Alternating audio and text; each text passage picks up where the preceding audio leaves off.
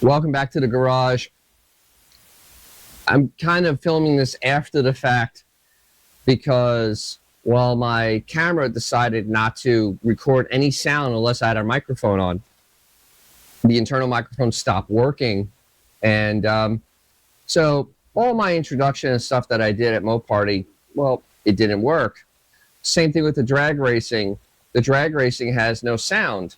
So we'll go through it because, well, this year I was out to prove that the car can actually do it without braking. The past 2 times I've gone to MoParty with this Charger, my intake manifold decided to not be tight anymore.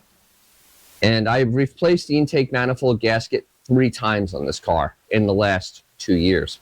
It turns out when my heads were machined, somehow or the other, the bolt hole for by number 6 isn't right anymore.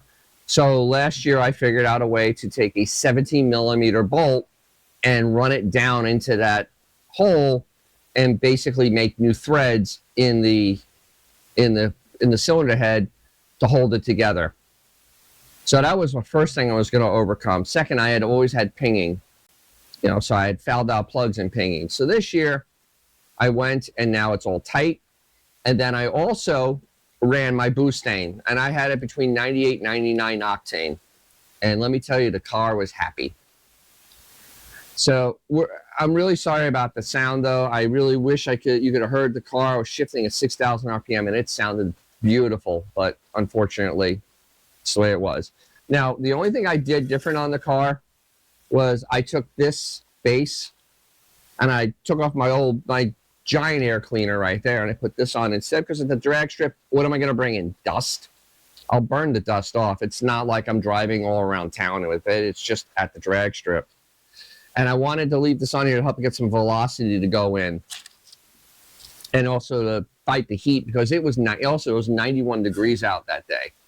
Well, actually, both days. The only time it was cooler was the evening when I ran at 7:30 at night, which was fascinating.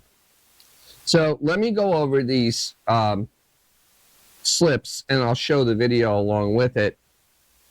The first time, my first run was, it was almost 2 o'clock in the afternoon on Friday. So I've been sitting around all day, and I ran a 15,274 at 87.45 miles an hour.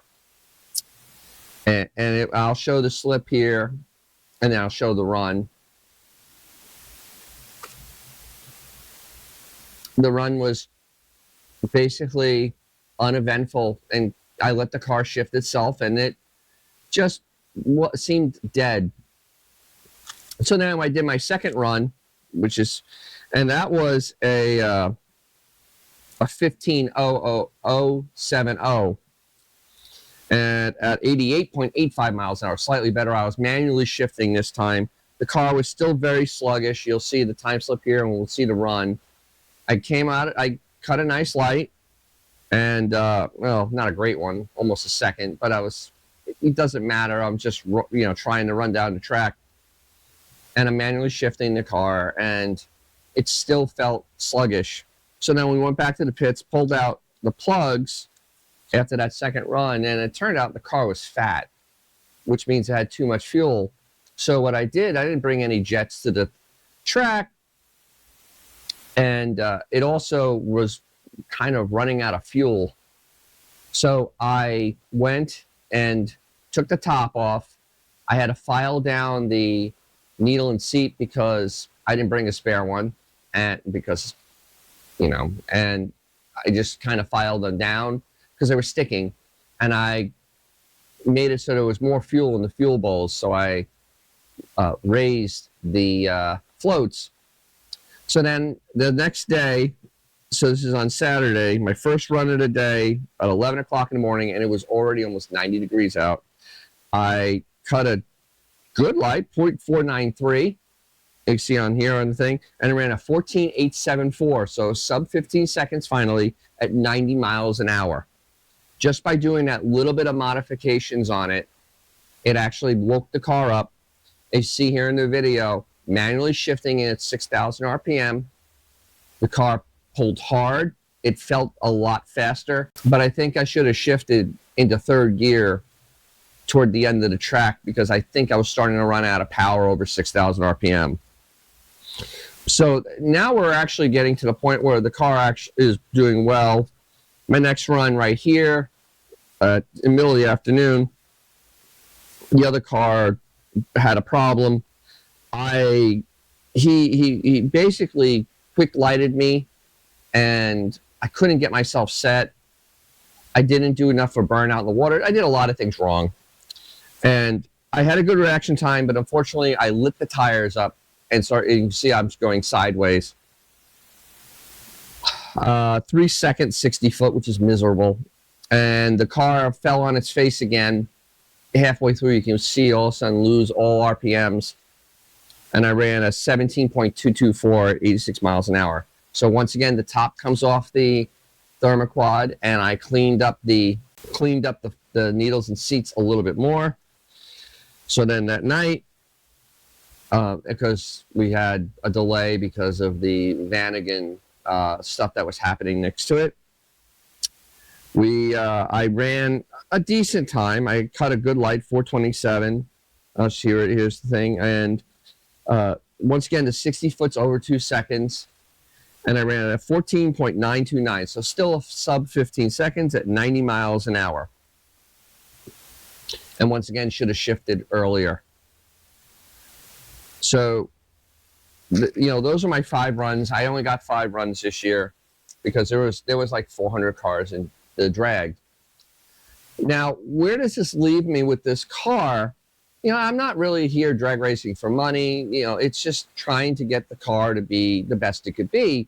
Because if I get it running well there, it's going to run well elsewhere because it obviously isn't running right. So, I've already changed out the rods in the thermoquad to make it a little leaner on the primary side. What I'm going to end up doing is I don't have time right now, but I'm going to end up pulling out the back jets and dropping down a step, going down to 143s in it, and make it a little bit leaner for more power.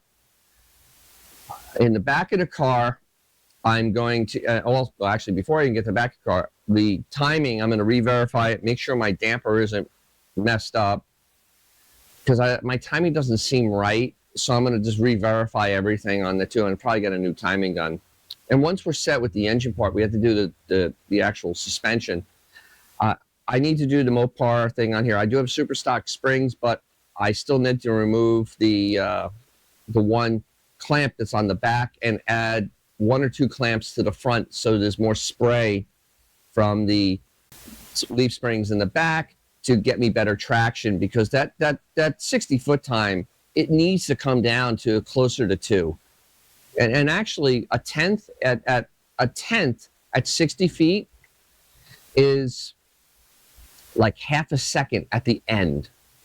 So honestly, I mean, I'm really with a better launch, I'm down in the low 14s with just a slightly modified car, that has air conditioning on it, has sound deadening in it, has everything in it.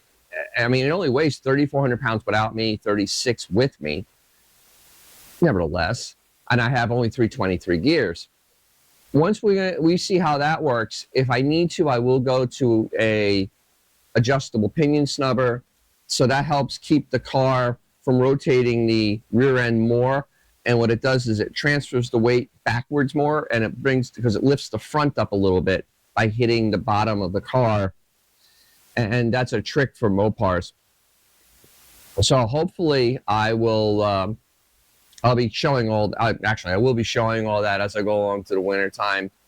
But so that's where I was with drag racing. Nothing broke. The car was absolutely fine.